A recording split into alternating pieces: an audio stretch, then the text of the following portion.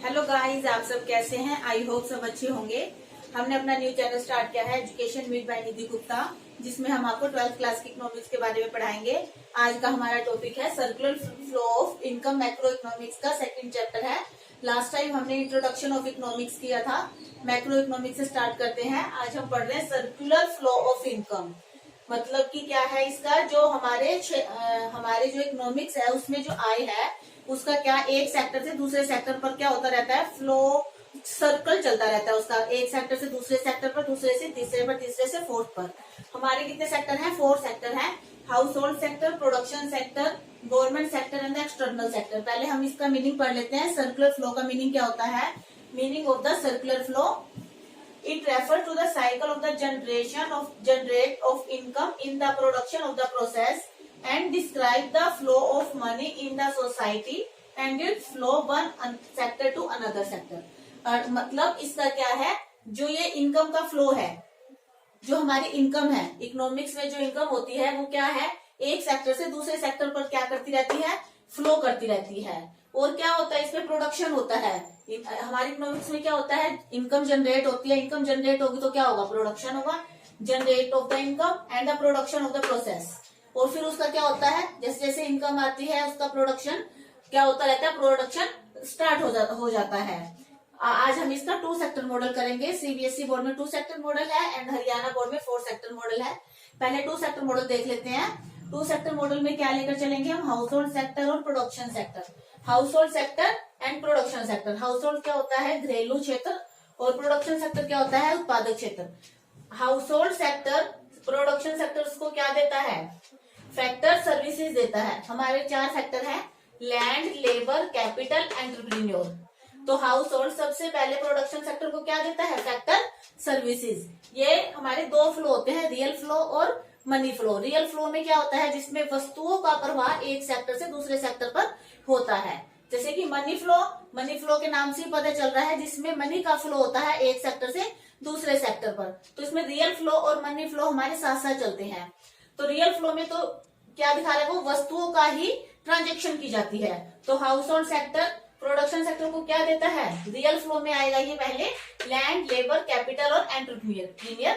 उसके बदले में production sector house hold sector को क्या देता है, इनके बदले में जो उन्होंने सर्विस दी थी, फैक्टर पेमेंट। फैक्टर पेमेंट्स क्या होते हैं, लैंड के बदले में क्या दिया जाता है, लैंड, लेबर के बदले में वेजेस, कैपिटल के बदले में इंटरेस्ट, एंटरप्रेन्योर को क्या चाहिए होता है, प्रॉफिट चाहिए होता है। ये है हमारी फैक्टर पेमेंट, जो प्रोडक्शन किसको करता है, हाउस होल्ड को करता है।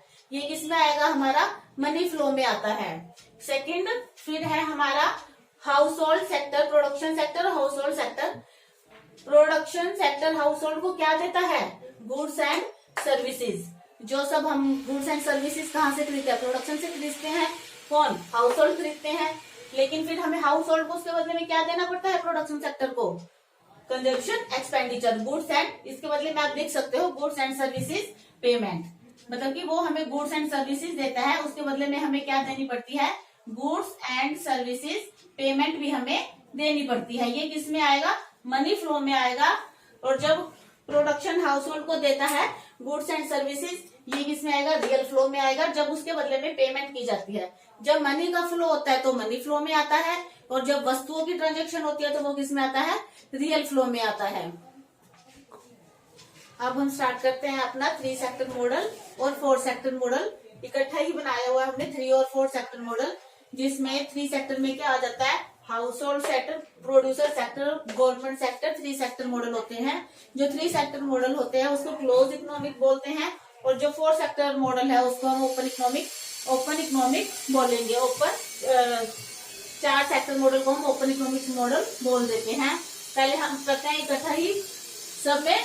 4 सेक्टर मॉडल में जो पहले 2 सेक्टर वाला मॉडल है वो सारा इसी में ही आया हुआ है। तो 4 सेक्टर मॉडल में हमने और क्या ऐड कर दिया, इसमें एक्सटर्नल सेक्टर और ऐड कर दिया। हम देखते हैं इसको, house hold sector, producer sector, government sector और एक्सटर्नल सेक्टर। एक्सटर्नल सेक्टर क्या होता है, विदेशों से, दूसरे देशों से रिलेटेड, जो उनके साथ हम एक्सपोर्ट और इम्पोर्ट करते हैं, वो हाउस होल्ड को क्या देते हैं, प्रोड्यूसर सेक्टर को क्या देते हैं, और उनके बदले में हमें क्या पेमेंट करनी पड़ती है, उन सब के बारे में पढ़ेंगे। सबसे पहले हाउस होल्ड प्रोड्यूसर का तो लास्ट में जो हमने पढ़ा था 2 सेक्टर मॉडल वाला सेम है। अब हाउस होल्ड का, गवर्नमेंट का और प्रोड्यूसर सेक्टर का देख लेते हैं। हाउस होल्ड प्रोड्यूसर सेक्टर को क्या देती है? टैक्स। मतलब कि घरेलू क्षेत्र है जैसे कि हम, वो गवर्नमेंट को क्या देते हैं? टैक्स। लेकिन गवर्नमेंट सेक्टर हाउस होल्ड को क्या देती है? उसको हमें फैक्टर पेमेंट्स या ट्रांसफर पेमेंट्स होती है, जैसे गवर्नमेंट देती है, पेंशन वगैरह देती है, बच्चों को छात्रवृत्ति देती है, जो बच्चे फर्स्ट टॉप पर आ जाते हैं उनको दे देती है गवर्नमेंट ट्रांसफर पेमेंट्स। लेकिन हमें उनके बदले में क्या देना पड़ता है? टैक्स देना पड़ता है। ऐसे ही गवर्नमेंट सेक्टर का और प्रोड्यूसर सेक्टर का है।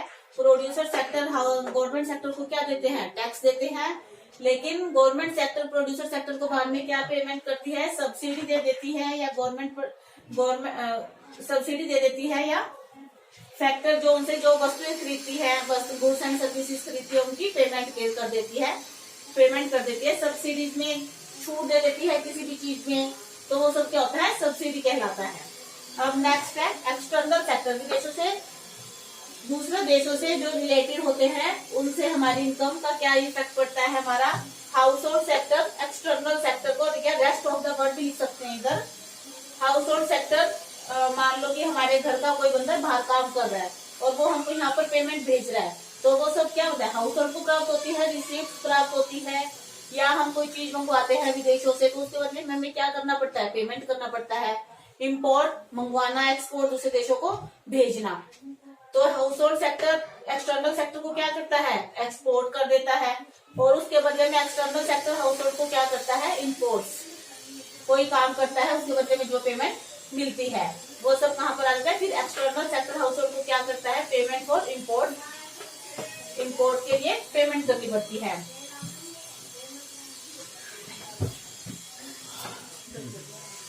एक्सटर्नल सेक्टर और प्रोड्यूसर सेक्टर का कैसा रिलेशन होता है? प्रोड्यूसर सेक्टर एक्सटर्नल सेक्टर को क्या करती है? मतलब कि हमारे क्षेत्र से दूसरे क्षेत्र में क्या जाता है? एक्सपोर्ट करती है। लेकिन फिर उन्हें क्या करना पड़ेगा? एक्सपोर्ट के बदले में प्रोड्यूसर सेक्टर को एक्सपोर्ट फॉर पेमेंट करनी पड़ेगी। या और अगर हम कोई चीजें मंगवाते हैं विदेशों से, जो अगर हमारे देश में आ रहा है, एक्सटर्नल से प्रोड्यूसर में क्या आता है? इम्पोर्ट मंगवाते हैं हम, तो हमें फिर उसके बदले में क्या पे करना पड़ेगा? उसके बदले में हमें पेमेंट करनी पड़ेगी।